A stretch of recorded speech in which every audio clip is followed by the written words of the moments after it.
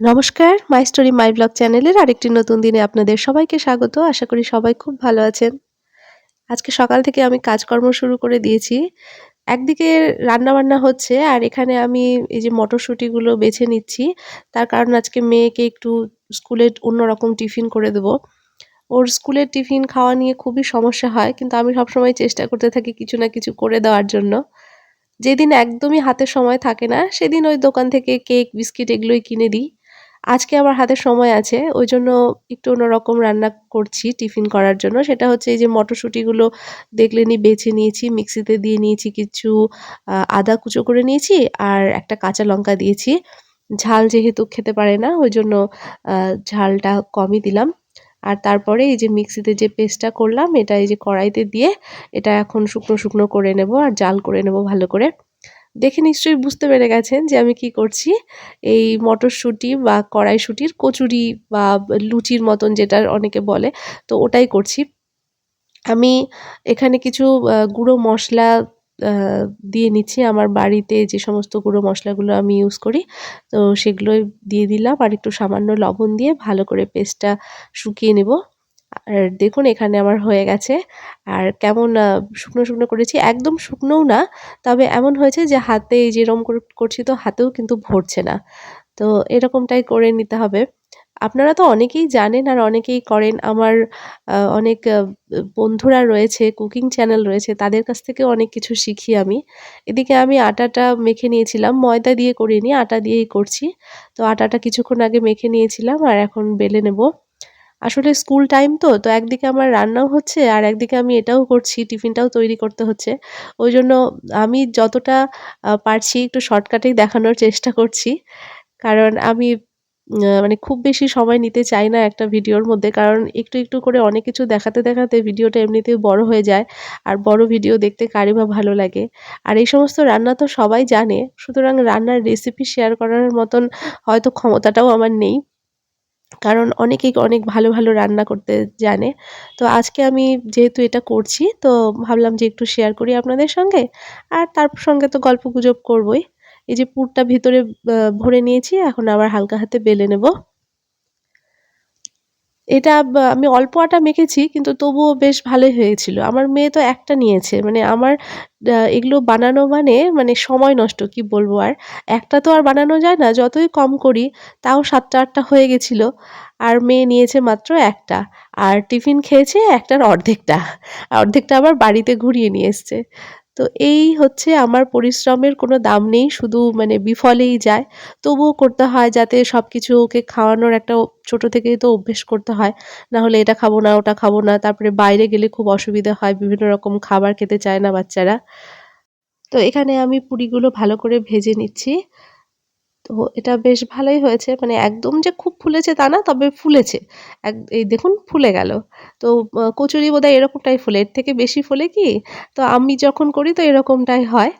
একদম একদম লুচির মতন গোল হয়ে ফোলে না যেহেতু ভেতরে পুর থাকে। তবে বেশ ভালোই হয়েছে। আর এই যে স্কুলে যাওয়ার জন্য সৃষ্টিকে রেডিও করে দিয়েছি আর টিক্কা পরিয়ে দিলাম। ওর টিক্কা পরে স্কুলে যেতে হবে। ওর টিক্কা না পরলেই ওর মন খারাপ হয়ে যায়। আর খুব ব্যস্ততার মধ্যে আছি ওইজন্য তাড়াহুড়ো করে একদম জলের বোতল, ব্যাগ-ট্যাগ রেডি করে নিয়েছি। আর এখন ওকে নিচে নিয়ে যাবো, টোটো আসবে। তো স্কুলের টাইমটা খুব ব্যস্ততার মধ্যেই কাটে। হাসব্যান্ডও বেরিয়ে যায়। আর এখানে দেখুন আমি আবার ওকে দিয়ে রান্নাঘরে এসছি। এটা অ্যাকচুয়ালি আমার রান্নাটা আগেই হয়ে গেছে। স্কুলে পাঠালাম মানে তার আগে আমার রান্না-বান্না সমস্ত কাজ কমপ্লিট হয়ে যায়। কিন্তু এখানে আমি আপনাদেরকে এটা দেখাচ্ছি যে আমি কিন্তু রান্নাও করেছি। শুধু যে টিফিনটা বানিয়েছি তা কিন্তু না। আ রান্না-বান্নাটাও করে নিয়েছি ওই ফাঁকে। তো ব্যস্ততাটা খুবই থাকে সকালবেলার। আর যেহেতু শীতের দিন খুব বেশি ভোরে ওঠা সম্ভব হয় না। ওইজন্য ঘুম থেকে উঠেই তারপরে একসঙ্গে রান্না আর মেয়ের টিফিন বানানোর থাকলে তো আ সেটা তো একটা এক্সট্রা চাপ। তবে ও যদি টিফিনটা খেত তাহলে আমি আরো কষ্ট করে না হয় আরেকটু আগে উঠে বানাতাম এটা ওটা কিছু। কিন্তু ওকে আমি খাওয়াতেই পারি না। কবে যে খাওয়া শিখবে? আর এখানে দেখুন ওই যে পাবদা মাছ এনেছিল এর আগের দিন তো ওগুলো ফ্রিজে রেখে দিয়েছিলাম। তো সেটাই কিছুটা আছে। তো আজকে ওই পাবদা মাছের ঝোল করে নেব। আ অ্যাকচুয়ালি ঝোল করব না, সর্ষে বাটা করেছি। তো এই রান্নাবান্না একদিকে চলছিল। আর আমাদের এখানে আজকে সকালবেলাটা এত কুয়াশাচ্ছন্ন ছিল, তো এখন আবার হঠাৎ করে দেখছি একটু সূর্যের আলো উঠছে। তো যদি ঠাকুর, ঠাকুর করে একটু রোদ ওঠে তাহলে খুব উপকার হয়। হাত পা কেমন ঠান্ডা হয়ে থাকছে সবসময়। তাহলে একটু রোদে বসা যাবে। কিন্তু রোদে বসাও বা কি করে যাবে? মানে এত হাওয়া, ছাদে গেলেই খুব হাওয়া লাগছে। তো ওই হাওয়াতেও ঠান্ডা লেগে যাচ্ছে। তো যাই হোক এখানে আমি রান্নাবান্না কমপ্লিট তো আগেই হয়ে গেছে। তারপরে দেখুন এই যে এই গাছটার কি অবস্থা। মানে গাছের পাতাগুলো তো আগে আমি পরিষ্কার করে দিতাম। কিন্তু ইদানিং তো পাতাগুলো পরিষ্কার তো করা হচ্ছেই না। তারপরে আবার যে শুকিয়ে গেছে নিচের দুটো পাতা, তো ওগুলোও একদম ওইভাবেই মরে ছিল। এগুলোকে তোলাও হচ্ছিল না। তো আজকে যাই হোক এগুলো সরিয়ে দিলাম। তারপরে একটু ছাদে এসেছি, দেখছি যে ভালোই রোদ উঠেছে কিন্তু প্রচণ্ড হাওয়া, মানে এত হাওয়া যে একটু সময় যে দাঁড়িয়ে রোদ পোহাবো সেটা আর হচ্ছে না। এই যে দেখুন গাছের পাতাগুলো খুব নড়ছে। আর এই যে চন্দ্রমল্লিকা ফুলগুলো আমাদের কিন্তু ফুটছে আর কত সুন্দর লাগছে না একদম ঝাঁকড়ালো হয়ে। তো যদিও এখনো অনেকগুলো কুড়ি আছে, তো সবগুলো ফুটুক একবারে, তারপরে আবার আপনাদের দেখাবো। এখন আমি আবার রান্নাঘরে এসেছি, কিন্তু এখন আবার সন্ধেবেলা। তো দুপুরটা ভিডিও করিনি। কেন করিনি সেটা আমি বলছি। তার কারণ আজকে বাড়িতে ছিলাম না আমি। তো যাই হোক এখানে আমি সন্ধেবেলা কেবলই বাড়ি ফিরলাম। আর ফিরে আমার খুব খিদে পেয়েছে। ওইজন্য একটু পাস্তা করে নিচ্ছি। তো কোথায় গেছিলাম না গেছিলাম সেটা সেখানে গিয়ে ভিডিও করা হয়নি। কারণ মাকে আর বাবাকে সঙ্গে নিয়ে গেছিলাম। মানে বাবার চেকআপ ছিল ডক্টরের কাছে। তো মাও এসছিল যেহেতু আ ওনারা আ একটু দূরে থাকেন আমাদের এখান থেকে। তো আমার এখানে এসে সকালবেলাটায় তারপরে আমি একসঙ্গে বেরিয়ে গেছিলাম। তো সৃষ্টি ছিল, সৃষ্টি তো স্কুলে গেছিল। তো স্কুল থেকে এসে ওর বাবার কাছেই ছিল। তারপরে আমি বাড়ি ফিরেছি আর মা আর বাবা এখানে আর নামেনি, একবারে বাসে উঠে বাড়িতেই চলে গেছে। তো আমার একটু আমার কাছে হয় এখান থেকে যেখানে ডক্টরের জায়গা। তো এখান থেকে আমি নেমে গেছি বাসে থেকে আর বাবা-মা তারপরে বাড়ি চলে গেছে। তো ওনাদের বাড়ি যেতে একটু রাত হয়েছে। তো আমার এতটা খিদে পেয়েছিল তো ভাবলাম যে একটু পাস্তা বানিয়ে খেয়ে নিই। তা আমি শুধু আ চেঞ্জও করিনি। শুধু হাতটা হ্যান্ড ওয়াশ দিয়ে ধুয়ে রান্নাঘরে চলে গেছিলাম খাবার করার জন্য। এতক্ষণ আপনারা যে ভিডিওটা দেখছিলেন ওটা কালকের করা ভিডিও। তো এখন আমি এলাম রাত্রেবেলায় একটু সামনাসামনি আপনাদের সামনে কিছু কথা বলতে।